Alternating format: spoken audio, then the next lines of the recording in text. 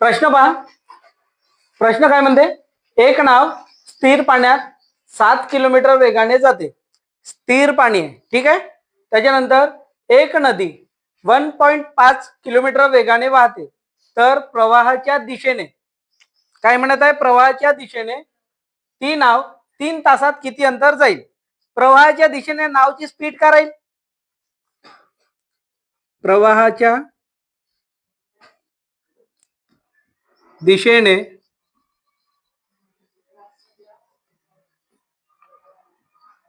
नाव स्पीडला काय म्हणतात? गती. गती.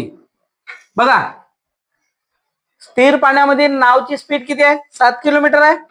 7 प्लस एक नावची स्पीड किती आहे? 1.5 प्लस करावं लागेल. किती झाले? 8.5 किलोमीटर प्रति घंटा. बरोबर. हे आली स्पीड. तर आपल्याला 3 तासात, हे एका तासाची स्पीड झाली ना, 3 तासाची किती होईल? 8.5 गुणिला 3. 3 5 15 5. हाताला 1. 8 3 24 ने 1 25. किती आलं? 25.5 किलोमीटर. फक्त काय विचारलाय? अंतर विचारलाय ना, म्हणून 25.5 किलोमीटर. समजला? प्रश्न बघा. एक बोट प्रवाहाच्या दिशेने 30 किलोमीटर प्रति घंटा या वेगाने जाते व प्रवाहाच्या विरुद्ध दिशेने 24 किलोमीटर प्रति घंटा. तर बोटेचा संत पाण्यातील व प्रवाहाचा वेग काढा. ठीक आहे. आपण सर्वात आधी काढू बोटेचा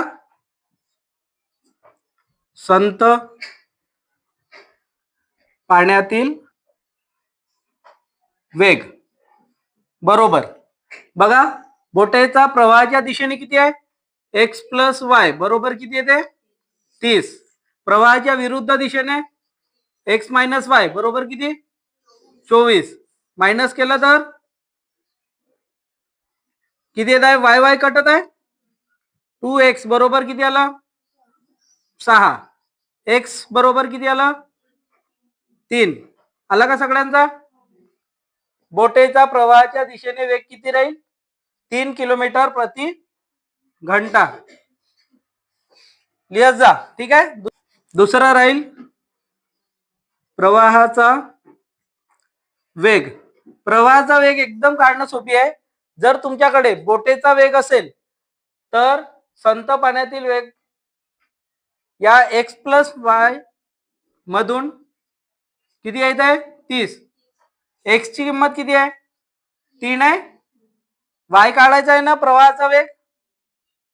30 - 3 करा डायरेक्ट. y बरोबर किती आला? 27. हे 3 इकडे गेल्यावर मायनस होते ना, ते डायरेक्ट केलेलं आहे. y बरोबर किती आला? 27. प्रवाहाचा वेग निघाला. समजला का?